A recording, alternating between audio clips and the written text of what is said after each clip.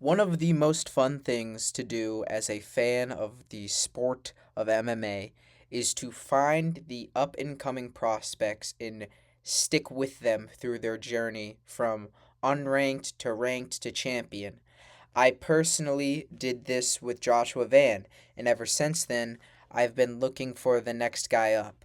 And today, I will be going through every single UFC division to give three fighters that I believe are the best prospects and have the best chance of becoming high ranked level fighters and potentially champion in some cases. So, without further ado, let's get into flyweight, where we have Jose Ochoa, Alan Nascimento, and Andre Lima. All of these guys are very good. I have Alan Nascimento ranked last just because I've been more impressed with the other two guys. Just in the striking, I've Alan Nascimento has a very very nice grappling, but I mean, he's 34 years old. He's not really in this ranked picture. No one's really begging for Alan Nascimento to become the 15th ranked guy and get a fight with the number 10 guy.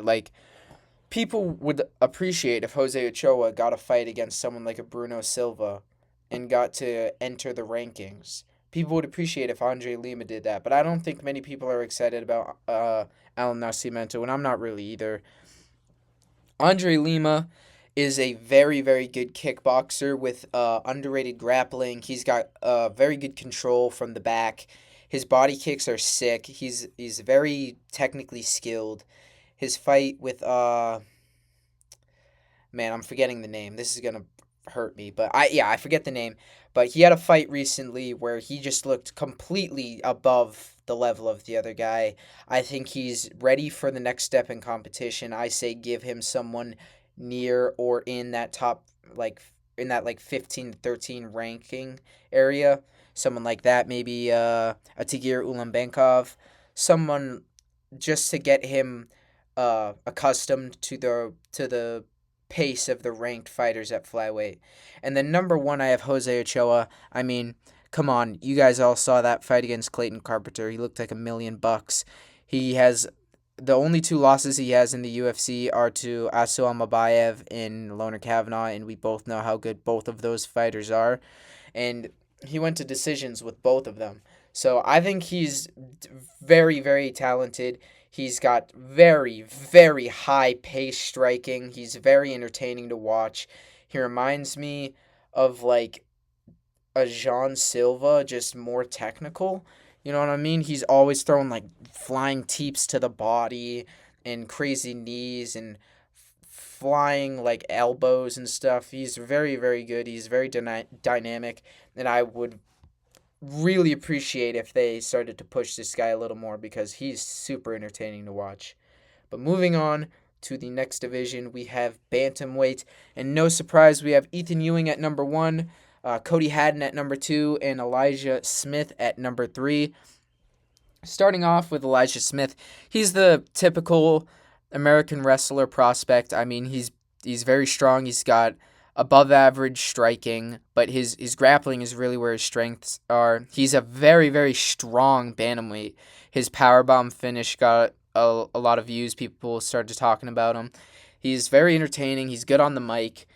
I really, really like him. It's just, unfortunately, I don't know how well he's going to do against the better bantamweights in the division. I haven't seen too much of his striking, or excuse me, I haven't seen much of his grappling that is proven to me that he can outwork these guys and not get outstruck on the feet. Because he will, if he fights someone like an Ethan Ewing, he will get outstruck.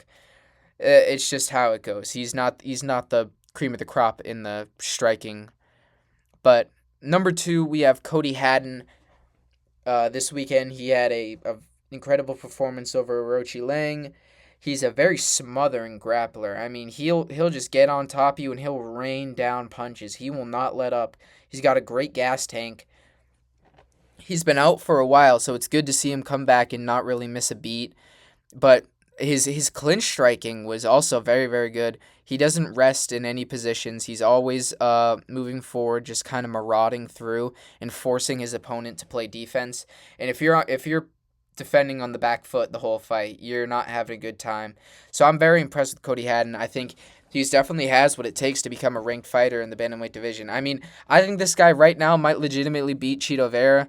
That's not the craziest thing to say because Cheeto Vera is terrible, but I could see this guy beating a Farid Basharat. I could see this guy, oh my goodness, I could see this guy absolutely beating Raul Rosas Jr. I like Cody Haddon. He's very entertaining to watch. He's one of the only guys I've seen that makes grappling fun to watch because I appreciate grappling at a higher level. Like, I really like watching scrambles and high level submission threats, stuff like that. But when someone just takes someone down and sits in their guard or just sits in half guard, it's not the most entertaining to watch. I, you can't really argue against that. But someone like Cody Haddon that's just always seeking to damage or punish the opponent on bottom, it really makes me happy to see that, especially in the bantamweight division, which is starting to heat up with a lot of prospects now. I mean, for the longest time, there was very skilled, a lot of great fighters, but now we're seeing like an influx in just great prospects. And at number one, no surprise, Ethan Ewing. This guy looks like a freak of nature.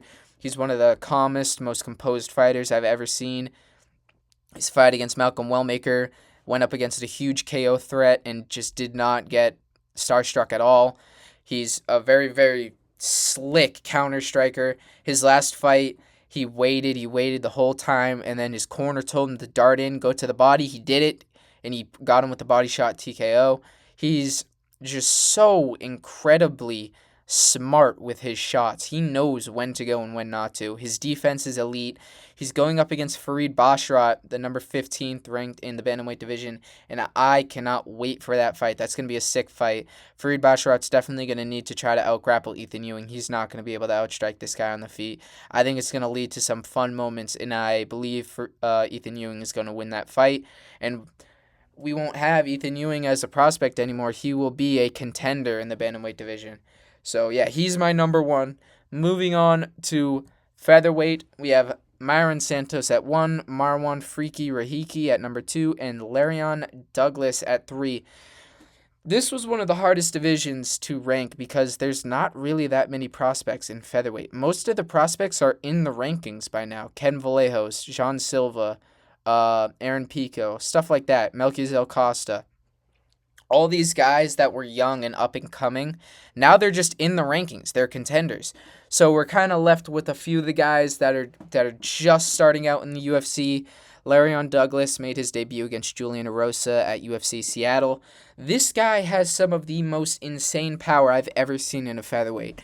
I don't know if it's just a case of Julian Erosa having a bad chin, maybe being past his prime, or it's Larion Douglas has unbelievable striking. Or power, excuse me. His jab was knocking down Julian Erosa over and over and over again. He's got a crazy right hand. He's fast. He's accurate. He's got a good, strong base. He doesn't really get pushed around. I like this guy a lot. I'd like to see him take up a step in competition because he just totally melted Julian Erosa in his last fight. Number 2, we have Marwan Rahiki. I mean, everyone knows about this guy by now. He had that sick fight with Harry Hardwick, and then after that, he knocked out Ollie Schmid on short notice, I believe. Just completely starched him. This guy is so fast, so accurate. He's got beautiful pull counters. He's so good on the front foot as well. His defense needs to be worked on a little bit. I mean, Harry Hardwick was cracking him a few times. I can't believe some of those shots that Harry Hardwick was hitting him with didn't like put him down a little bit. But he's got the good chin. He's got the elite speed, the elite timing. I think this guy's going to go far in the featherweight division. He's a freak of nature. I don't think I've ever seen someone as fast as this guy. He is so fast. And yeah, I really like him. And then finally, at number 1 in the featherweight division, we have Myron Santos, a very disrespected prospect. No one talks about this guy. He's on a 4-fight win streak in the UFC. He's knocking people out. He's completely outclassing people like Sadiq Youssef, who was just ranked a few fights ago. He's always working. He's never letting his opponents sit around. He's very technical. He's got big, heavy hands. I really believe this guy's going to be ranked in almost 2 fights. I think the UFC should start to push this guy. He's entertaining to watch. His only blemish is that he had a really close fight in his second fight in the UFC. But even then, it's like, okay, and then he bounced back and knocked out a guy and then completely outclassed Sadiq Youssef. So I really like Myron Santos. I can't wait for him to fight next. And I think he deserves to be number one in the featherweight division. Moving on to lightweight, we have Kyle Fernandez at number 1, Mason Jones at number 2, and Cody Steele at number 3. This another hard division to rank because most of the prospects have fought ranked opponents by now. Esteban Ribovic, who's another one? Chris Duncan, people like that. They've all had ranked fights by now, but these guys are like so close. They're all super entertaining, except for Cody Steele. He's just sort of starting out. But yeah, starting with Cody Steele, this guy is some of the best BJJ in the UFC. I mean, he hit like a reverse heel hook, knee bar combination in his last fight against Dalmar Fan. He had that war against Rong Zhu where it was just back and forth throwing hooks over and over. He could have won that fight if he grappled heavily. If he really, really wanted that to get the submission, he probably could have got it. I mean, he's insane. He trains with Mikey Musumeci, trains with all these BJJ guys. I think he's going to do great things in the lightweight division. He's super entertaining to watch. I mean, the way he flows on the ground is like insane. It's one of those guys, again, that makes grappling fun to watch, because when you're watching someone of such a high skill level do things like that, it's nice to watch. It's not just guard sitting. It's not just sitting in half guard throwing pitter-patter shots. This is entertaining to watch. Number 2, we have Mason Jones, pound for pound the most entertaining fighter in the UFC, maybe. It's like him, Mateusz Rambeszki, Yuri Prochazka, Alex Pereira? I don't know. This guy is super fun to watch. He just barely made the cut for a prospect because he got cut from the UFC in like 2021 after going like 0-2, but he's back now. He's doing really well. He has 3 fights straight with incredible performances. KO's Belagioki and KO's Axel Sola back-to-back. Those are 2 prospects. I think he's probably going to get a step up in competition next. Maybe someone like a Chris Duncan or a Grant Dawson or maybe a Bruno Ferreira. Not Bruno. Is it Bruno Ferreira? I don't know. It's one of the Ferreiras. The one that's at lightweight. That guy. He should fight him next. I think that would be a sick fight. He's super entertaining. He has a chin. He just goes out there and throws. He does it for the fans.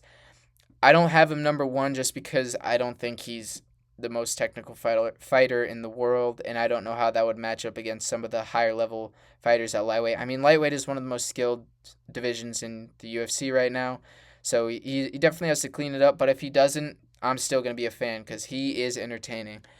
And at number 1, we have Kyle Fernandez, another guy that just barely made the cut for a prospect. He's pretty old, but dude, his leg kicks are ridiculous. He's got wicked fast hands. He's got just sick kicks. I mean, it's ridiculous. That Harry Hardwick fight, he killed him in 1 round with leg kicks. He's really fun to watch, and he definitely deserves to be number 1. I don't have much to say about him because he doesn't really make an impression like the other 2 guys do. I mean, that fight with Harry Hardwick, yeah, it was impressive and everything, but I don't know. He's just not the most compelling prospect in the world. But I still have him better than Cody Steele and Mason Jones.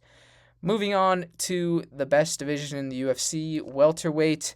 At number 1, we have Miktabek Oralbai. Number 2, we have Jacoby Smith. And number 3, we have Seokyoung KO. Seokyoung KO, this guy's the Korean Tyson. You wouldn't know it with how he fights, dude. This guy is a smothering grappler. What he did to Oban Elliott was ridiculous. And then his fight with Phil Rowe, he just absolutely dominated in both aspects of MMA, the stand-up and the ground game. He's a very, very good fighter. I mean, he's always just safe. He doesn't let himself get put into bad situations at all. I'd like to see this guy sort of get pushed up the welterweight division because he's a very, very good fighter. Of course, he's not the most entertaining fighter in the world, but, I mean, what can you do? If you're winning fights, you're winning fights. At number two, we have Jacoby Smith. I mean, he showed some flashes of maybe being a little bit overhyped in that Nico Price fight where it looked like he gassed out a little bit. But then he got all that hype back in the Josiah Harrell fight where he just put the guy in crucifix and elbowed him out for the TKO. He is the true American wrestling prospect. I mean, DC loves this guy. He thinks he's the future of the sport, and I might agree with him here. He looks to be a freak of nature. He's got heavy, heavy hands. He's got elite wrestling. We all know this by now.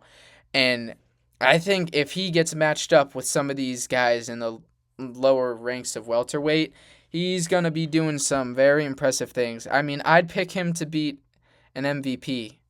And I'd pick him to beat an MVP. I don't think most people would disagree with that. I think he's going to beat Kevin Holland. I think he's just going to beat him up on the ground for 3 rounds. And I think it's going to be very impressive, and people are going to start calling for this guy to get a ranked opponent. And at number one, of course, it's Miktabek Oralbai, one of my favorite fighters in the world. He's super entertaining to watch. Even when he grapples heavy, it's just impressive because of how he manhandles his opponents. His last fight with Chris Curtis wasn't the most entertaining fight in the world, but I mean, come on. You cannot not be impressed with the way he dominated Chris Curtis. He was just picking him up and slamming him all night long. I don't put not getting the submission against him because Chris Curtis comes out of Extreme Couture. He's been training with these guys like Sean Strickland for years and years now, so he definitely knows about grappling defense. So he just did what you're supposed to do against a Chris Curtis. He knocked out Jack Hermanson. When he was at lightweight, he was having sick fights. Dude, this guy submitted Uros Medic. You remember Uros Medic, the guy who was about to headline a fight night in Belgrade, Serbia? Yeah, Miktabek Oralbai already beat him. That's how good this guy is. I think he's going to be ranked in absolutely no time. He beats a lot of the lower guys at welterweight. D-Rod, Uros Medic, MVP, all of these guys he beats. No questions asked. Moving on to middleweight, we have Yusri Belgari, Ateba Gautier, and Damian Penis. Damian Penis, really not much to say. We don't have much tape to go on, but middleweight is one of the thinnest divisions prospect-wise. These three are some of the only ones, and Yusri Belgari is pretty old, so he's barely making the cut for a prospect. But Damian Penis is young. He's got very fast hands. He's got a big, powerful 1-2. I think if he starts to clean it up a little bit and starts to work a little harder, he's definitely going to do better, I think, than Ateba Gautier in his early going. I don't think he goes to a decision with, what was it, Pulev? Maybe it was someone like that Ateba Gautier went to decision with. I feel like Damian Penis is the more composed, well-rounded. He'll get the finish better than Ateba Gautier, who seems more wild, more Francis Ngannou-esque, where it's just throwing big bombs to get the KO. But yeah, Ateba Gautier gets at number two. We all know this guy. We all love him. He is very entertaining. He goes for the finish all the time. He throws big, meaty hooks on the cage side. I mean, his finish against Medina, where he mixed up the knee up the middle, that's impressive. The finish against Ozzy Diaz, the countering the jab and throwing the overhand, very impressive. He's getting better. He's getting better as he goes on. I mean, early on against people like Tristan Vines and one of the other Russian guys he went against, Robert Valentin, or I don't even know Robert Valentin. He was just kind of throwing big, crazy shots, but now he's started to tighten up. He's starting to throw more accurate shots. He's starting to counter a lot more, and I think that's going to do a lot for him in the middleweight division, where the striking is lower level than that of the lower weight classes. So he could definitely start to mix it up, start to mix in the grappling. I'd like to see this guy start to wrestle a little more. He's got the base for it. I mean, look at this guy. Remember, when Francis Ngannou started to wrestle towards the tail end of his career, nobody could stop him. He was very good at it. Even now, he's more of like a wrestler than a power puncher in his recent MMA fights. He'll entertain the grappling. So I'd like to see someone like Ateba Gautier start to learn from that and start to implement the grappling and start to go for TKOs on the ground rather than on the feet, where he has the chance to get caught because his defense isn't the greatest in the world. And then number one, we have Yusri Belgari. This guy is the prospect killer at middleweight. He just beat two guys in a row, in Bakoyev and Mansour Abdul Malik, who were touted as like true prospects in middleweight. I mean, just like a year ago, they probably both would have been on this list. But Yusri Bulgari comes over from kickboxing, has a win over Alex Pereira and Israel Adesanya in kickboxing. He's a freakishly tall guy at middleweight. I mean, he's like a mutant. He has very, very slick striking. He weathers storms and he comes back like nobody else. He'll probably lose the first round to a lot of these guys, but the way he has the cardio to just punish over and over and over again, knees up the middle, body kicks, long, hard jabs down the pipe. He's very technical. He'll punish most of like failed takedown attempts. He'll hit you off the break. He'll put you up against the fence and he'll hurt you bad. He's good in the clinch as well. I really like Yusuf Belgari. I'd like him to fight someone like Israel Adesanya. I feel like that would be a sick kickboxing fight and would give Izzy a nice send-off against one of his old kickboxing rivals. So I really like Yusuf Belgari. He's one of my favorite fighters in the middleweight division, and I hope he takes the next step in the rankings soon. Moving on to one of the worst divisions in the UFC, probably the worst division in the UFC. We have light heavyweight.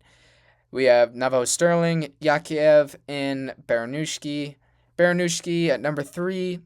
Not really much to say. This guy is just a fucking whirlwind of punches. He'll run at you and throw 300 strikes, and if he doesn't knock you out, well, he's not even if he doesn't knock you out. He's going to hit you once and you're going to go down because he's got unreal power. He's a little bit chinny. I mean, if he goes up against someone more disciplined, he might get colded. But he's entertaining to watch. There's not much else you can say about him except he's a big power puncher at light heavyweight, and he's just really entertaining to watch. At number 2, we have Yakiev. I mean, he's one of these guys out from the Caucasus region. He's a good wrestler, a good striker as well. He's probably going to do a lot of great things in light heavyweight. I've only seen the one fight from him, his last fight, so I can't really say much about him. But I still think he's very promising. He looks to be a great fighter. So I do believe he deserves to be above Baranushki. And at number 1, we have Navo Sterling. Reminds me a lot about late stage Izzy in that title reign where it was like, yeah, he's not doing much. Yeah, he's not throwing like super high output. Maybe he's just throwing leg kicks and a few jabs around, but it's working, all right? And that's what Navajo Sterling does. He waits, he counters, he throws a lot of feints, he throws leg kicks a lot, he does a lot of jabs, keeps it clean, plays defensively, and then when the finish opens up, he'll go for it. In his last fight, he finally got the KO after like 3 fights in the UFC where it was like all these guys were on the ropes and he could have KO'd them, but he didn't. He finally got it in his last fight. I think he's a very entertaining fighter. He's probably going to beat Jan Kutalaba by decision in his next fight. And after that, I think you got to give him someone like maybe a Zhang Mingyang or maybe an Alonzo Menafield or maybe even bypass all those guys and just give him straight to like Volkan Oezdemir and just say, fuck it, we're done with these guys just like getting fraud checked by Alonzo Menafield and give him a highly ranked fighter just to sort of spice up the light heavyweight division because it's definitely lacking in true contenders right now. I mean, the top 5 of the light heavyweight division, almost every single person there is coming off of a loss. So not much you can do about that. Moving on to the last division, heavyweights, another division that is starved for prospects at the moment. We have Mario Pinto, Vitor Petrino, and Steven Asplund. Dude, 2 of these guys just fought each other. That's how thin heavyweight is in the prospect department. The only other true prospect they had was Josh Hokett, but of course he's now a contender. He's the number 5 in the heavyweight division. But Steven Asplund, this guy has wicked crazy output for the heavyweight division. I mean, he throws like 300 strikes a round. It's ridiculous.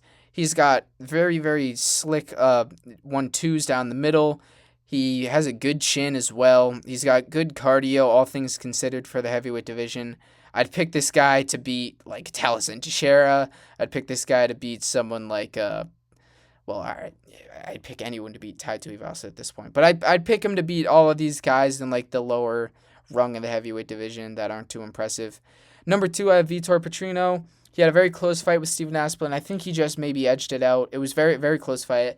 I remember at the time thinking Aspin won, but I did rewatch and I think Vitor won. He's he's moving up from light heavyweight. He's got the lighter man skill. He's a lot faster than these guys. He's still got KO power. He's very slick on the counter. He's good in that range, but I don't know, man. Heavyweight is so starved for prospects, and this is the guy we're looking at. And he got colded by just Dustin Jacoby. He got choked out by Anthony Smith. I just, it's rough to put him here, but I think at heavyweight maybe he can start to improve his game a little bit. He's very big now. I mean, at light heavyweight he was a very like he looked almost roided up at light heavyweight, and now at heavyweight he looks like he went on a dirty bulk. I mean, look at the size of this guy. I think if he's gonna do pretty well in the heavyweight division, maybe he gets into that like gatekeeper situation. I think he could beat someone like a Marcin Tybura. I think he could beat someone like a hmm yeah, someone of that nature. He's not the greatest in the world, but again, it's heavyweight, so you don't have to be the greatest. And at number one, we have Mario Pinto, perhaps one of the only heavyweights that actually knows how to strike effectively. His last fight wasn't the most impressive, but he went against this guy who I think is pretty underrated. He seemed a lot more game than we all thought he was going to be. But besides that one opponent, Mario Pinto's looked leaps and bounds above the competition at heavyweight. He destroyed Janata Deniz. He took Austin Lane's chin into orbit. I mean, that's not the hardest thing to do. I think a little girl off of a kindergarten like pizza party could knock out Austin Lane, but that's neither here nor there. Mario Pinto's a very good fighter. He didn't look the greatest in his last fight, but I mean, come on, it's heavyweight. You don't have to look good at all. I mean, every single person that fights in like the like 10 to 15 range of heavyweight looks like shit on a fucking daily basis. I'd like to see him fight like a Shamil Gaziev maybe in his next fight. That would be a good one. Or Taliesin Teixeira. That would be a very tall fight. That'd be probably the tallest fight in like UFC history. I don't know. Oh, no, there was Volkov versus Stefan Struve, I believe. That was the tallest fight. But yeah, Mario Pinto belongs at number one. He's better than the other two.